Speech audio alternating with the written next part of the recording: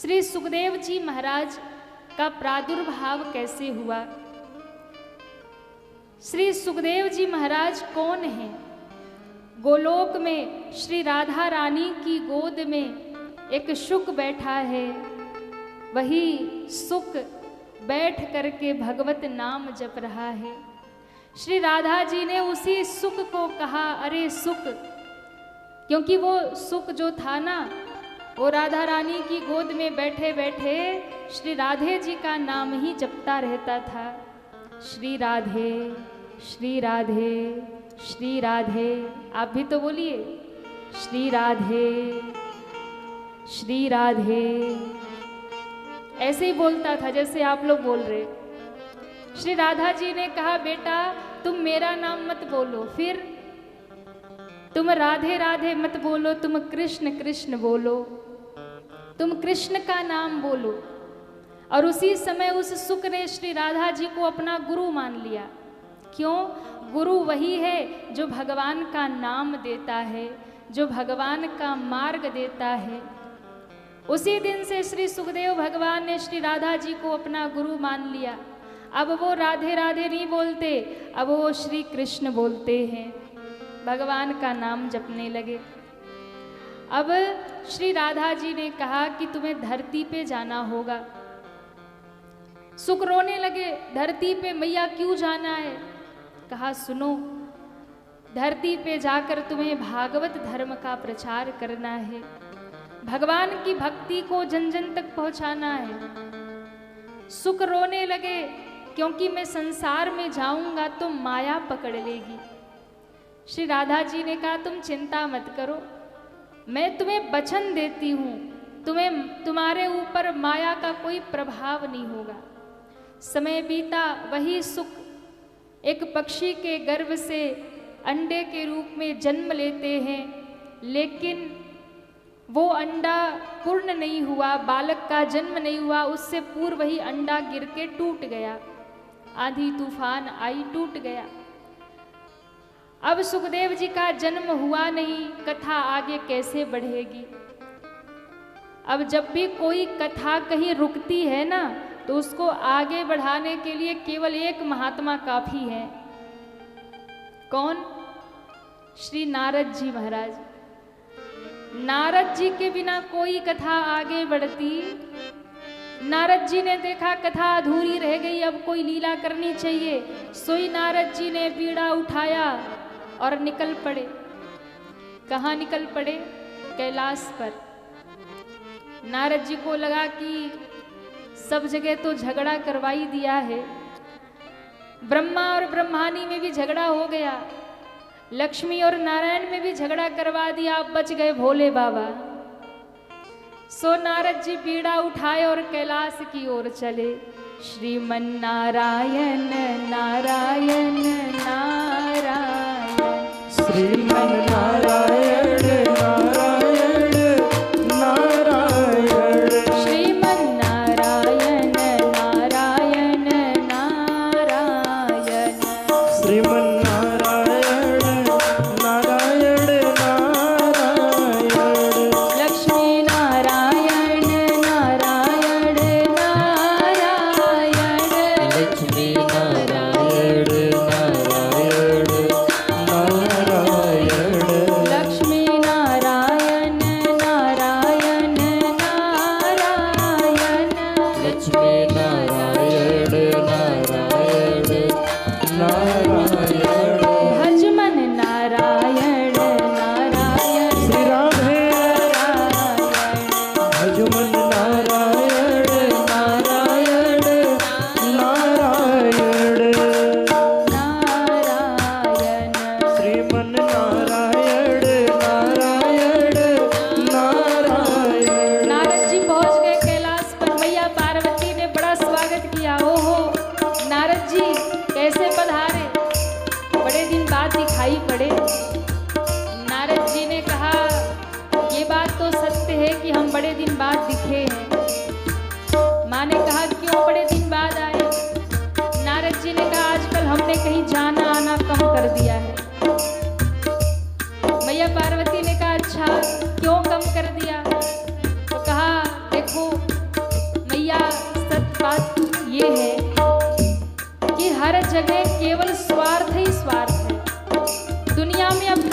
सच्चा प्रेम बचा नहीं है, अब कहीं सच्चा प्रेम दिखता नहीं है। इसलिए हमारा मन थोड़ा दुखी है, तो हमने हर जगह आना जाना बंद कर दिया।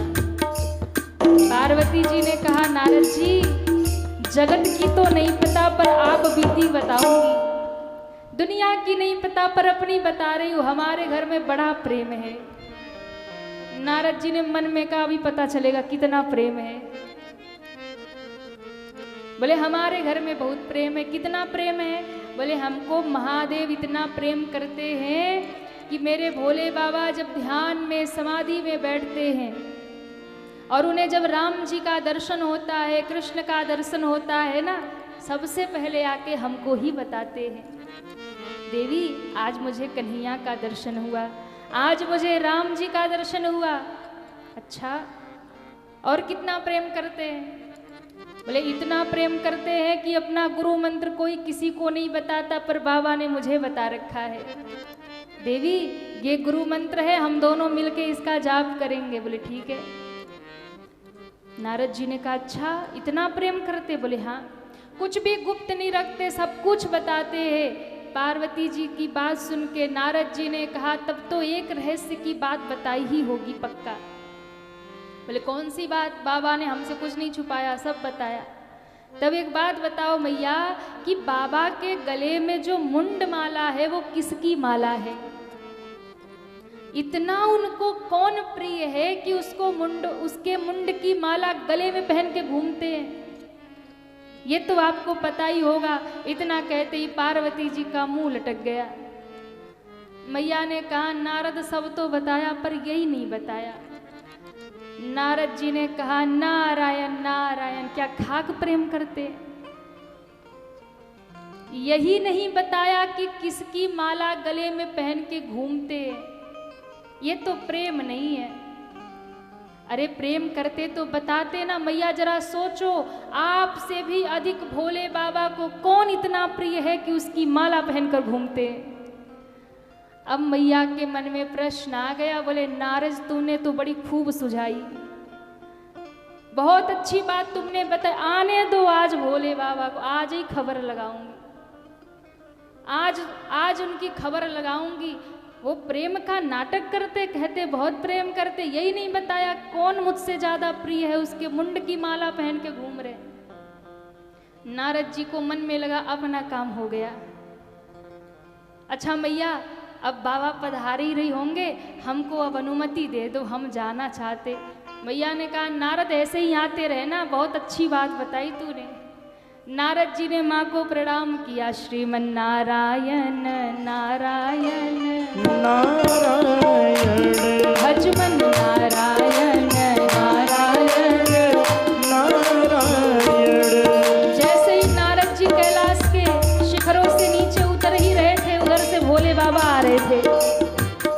नारद जी ने भोले बाबा को प्रणाम किया। बाबा कुटिया में जरा जल्दी पधारना, मैया इंतजार कर रही है।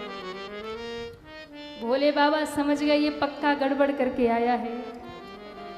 भोले बाबा ने कहा, अच्छा इंतजार कर रही है? बोले हाँ, थोड़ा जल्दी पधारना, बहुत प्रसन्न है, आपका स्वागत करने बैठी है। भोले बाबा समझ गए। नारद तुमने किया क्या? बोले वो तो हम नहीं बताएंगे। श्रीमन नारायण नारायण नारायण भजमन नारायण नारायण नारायण। नारद जी चले गए। भोले बाबा कुटिया में पधारे। मैया पार्वती एकदम रुष्ट होकर के बैठी थी, जय दुर्गे खप्पर वाली।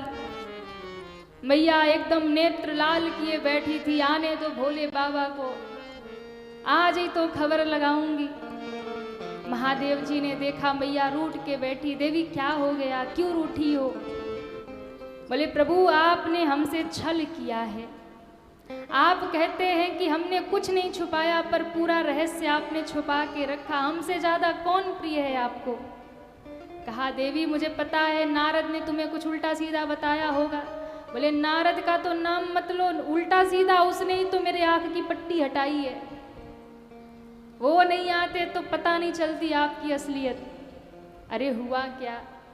तो कहा एक बात बताइए, आप कहते हैं कि हमने सब कुछ बताया पर आपने मुझसे बहुत बड़ा छल किया। क्यों? ये गले में मुंडमाला पहन के घूम रहे हो, ये किसकी मुंडमाला है? शंकर भगवान हंसने लगे। बस इतनी सी बात? बोले हाँ, इतनी सी बात नहीं, मुझसे भी ज़्यादा कौन प्रिय है? भोले बाबा ने कहा देवी, ये आपके ही प्रेम की तो निशानी है। हमारे प्रेम की? बोले और क्या, हम आपसे इतना प्रेम करते हैं कि आप जब जब लीला के लिए अनेक अनेक रूप धारण करती हैं और जब उस शरीर का त्याग करती है, आपके हर जन्म की स्मृति हमें बनी रहे, आपके उस मुंड को लेकर मैं इस माला में धारण कर लेता हूँ। मैया पार्वती ने आश्चर्य से देखा, मेरे इतने जन्म हो गए? भोले बाबा ने कहा हाँ। पार्वती जी ने कहा एक बात बताइए, आपके कितने जन्म हो गए? शंकर जी ने कहा हम तो वही के वही हैं। मैया ने कहा ये तो उससे भी बड़ा छल है, हम तो सोचते थे आप छल ही करते हो पर कपटी भी हो। शंकर जी ने कहा अब क्या हो गया? कहा मेरे इतने जन्म हो गए और आप वही के वही हो, तो आपने ऐसी कौन सी बूटी खाई है? आप कभी मरते नहीं और हमारे इतने जन्म हो गए। तब शिव जी ने कहा देवी, हमने अमर कथा का पान किया है, हमने अमर कथा पान कर रखी है, जिसके कारण हम अमर हैं और वही के वही हैं।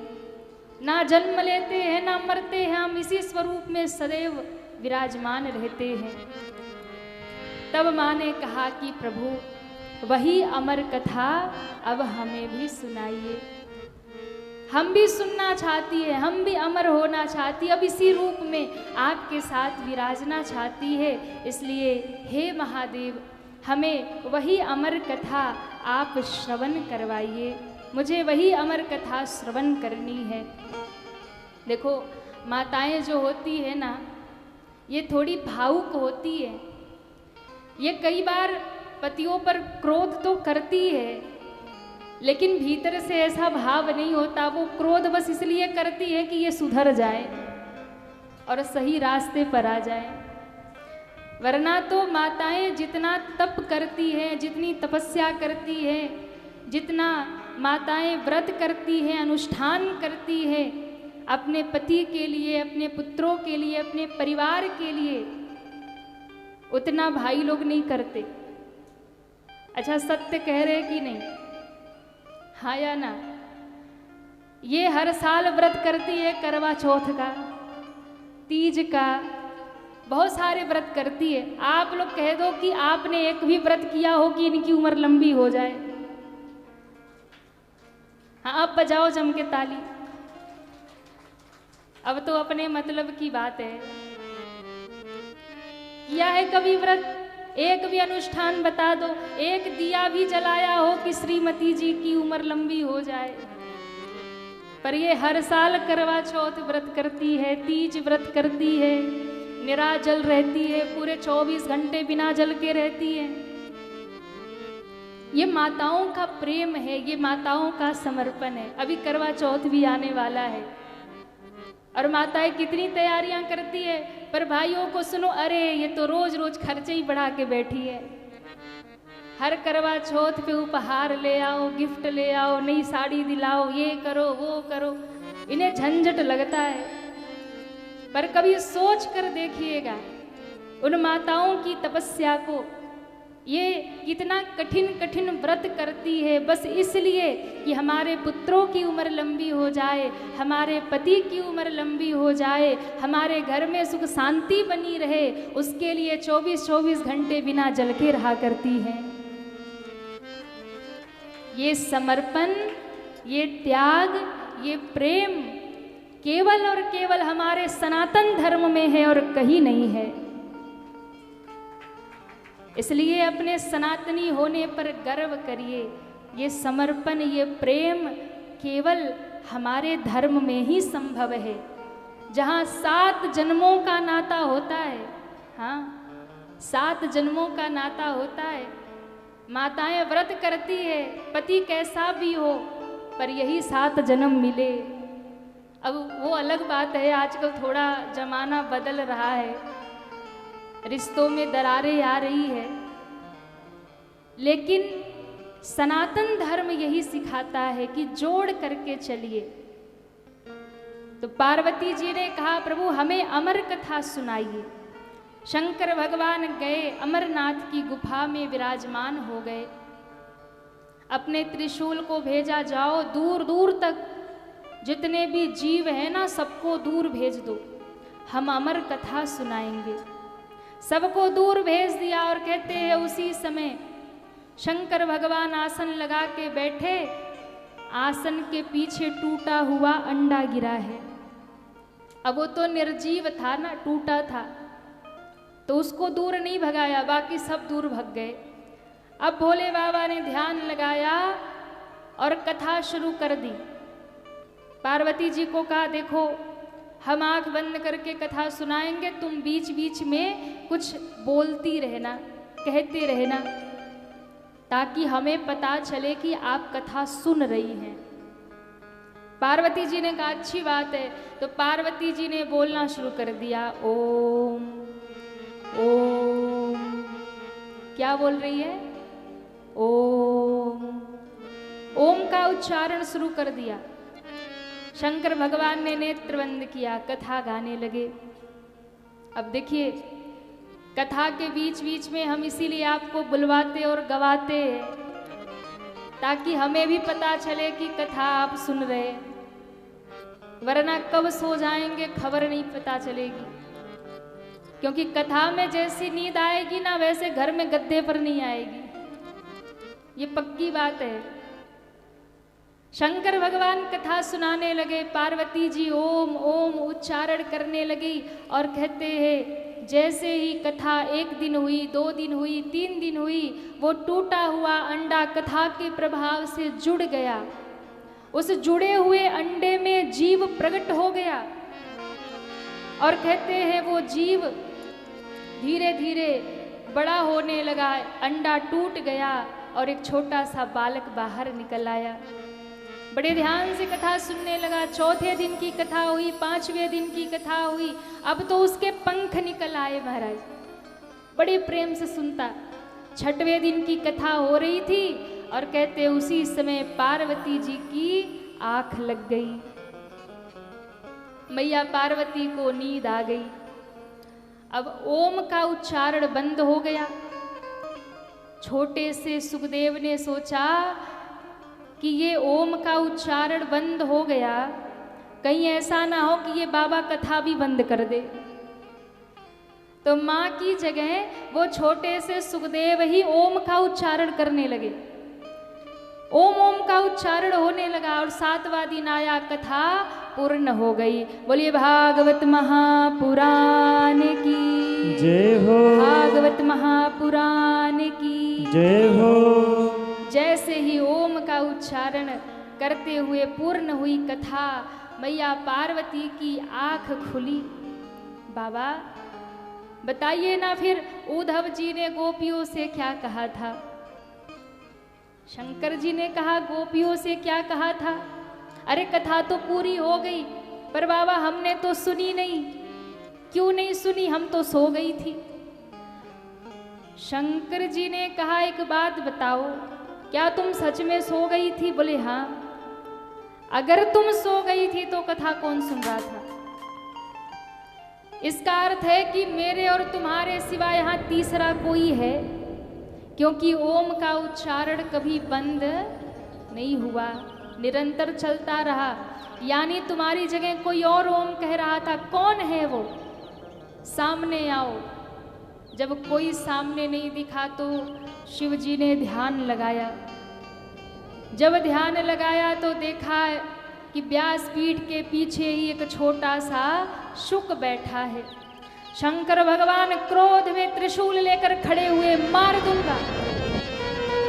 इतना कहते ही उस छोटे से शुक ने सोचा अगर यहाँ रहा तो बाबा पक्का मार देगा। अब प्राण बचाने तो भागना, सोई उड़ा महाराज। पंख तो बड़े हो ही गए थे, उड़ा, उड़ करके भागा। आगे आगे शुक भागा, पीछे पीछे शंकर भगवान त्रिशूल लेकर मार दूंगा। दौड़ाए जा रहे। भागते भागते बद्री विशाल में पहुंच गया। भगवान वेद व्यास जी के आश्रम में उनकी धर्मपत्नी बैठी थी। जैसे ही जमभाई आई, मुख खुला, वो छोटा सा बालक उड़ता हुआ माँ के मुख में प्रवेश किया और गर्भ में चला गया। बोलिए सुखदेव भगवान की जय हो। अब भोले बाबा त्रिशूल लेके द्वार पे खड़े। व्यास जी ने प्रणाम किया। जय हो, धन्य भाग्य हमारे महादेव पधारे। बोले ये सब बाद में करना, तुम्हारे घर में मेरा चोर घुसा है, बाहर निकालो। अरे महाराज क्या चुराया है? बोले उसने हमारी अमर कथा चुराई है। चोरी से उसने अमर कथा सुनी है, अमर कथा की चोरी की है। तो बाबा करोगे क्या? बोले मार दूंगा, उसे छोड़ूंगा नहीं। व्यास जी ने कहा बाबा एक बात बताइए, आज भंग अधिक चढ़ गई क्या? क्या मतलब? एक और तो आप कहते हो कि उसने भागवत अमर कथा सुनी है, दूसरी ओर आप कहते हो उसको मार दूंगा। तो सरकार, जब उसने अमर कथा सुन ही ली है तो अमर हो गया, आप उसे मार कैसे सकते हो? और यदि आप उसको मार दोगे यानी आपकी अमर कथा झूठी है। शंकर भगवान को लगा कह तो सही रहे हैं, जब अमर कथा सुन ही ली है तो मरेगा कैसे? इसलिए भोले बाबा सोचने लगे ये हरि की इच्छा है, सोच करके वापस चले गए। इधर श्री सुखदेव जी ने माँ के गर्भ को मंदिर बना लिया और वहीं बैठ करके भगवान का भजन गाने लगे, वहीं बैठ करके भगवान का सिमरन करने लगे। नटवर नागर नंदा भजो रे मन गोविंदा, नटवर नागर नंदा भजो रे मन गोविंदा, नटवर नागर नंदा भजो रे मन गोविंदा, नटवर नागर नंदा भजो रे मन गोविंदा, नटवर नागर नंदा भजो रे मन गोविंदा, नटवर नागर नंदा भजो रे मन गोविंदा। सुखदेव जी भजन करने लगे। 12 वर्ष हो गए, गर्भ से बाहर नहीं आए। व्यास जी ने कहा बेटा बाहर आ जाओ। बोले माया पकड़ लेगी। तो बाहर कैसे आओगे? कहा जब नारायण प्रकट होकर कह दे कि माया नहीं पकड़ेगी तब बाहर आऊंगा। नारायण भगवान ने प्रकट होकर कहा बेटा बाहर आ जा, तुझे माया नहीं पकड़ेगी। तब श्री सुखदेव भगवान का प्रादुर्भाव हुआ। बोलिए सुखदेव भगवान की जय हो। वन में गए और जाकर समाधि में लीन हो गए, ध्यान में लीन हो गए। फिर व्यास जी ने भागवत की रचना की, लौट करके भागवत कथा का श्रवण किया और ऐसा श्रवण किया कि फिर सुखदेव जी महाराज जब राजा परीक्षित को सुनाते हैं तो 7 दिन में ही उन्हें मुक्ति प्रदान कर दिया। बोलिए भागवत महापुराण की जय हो।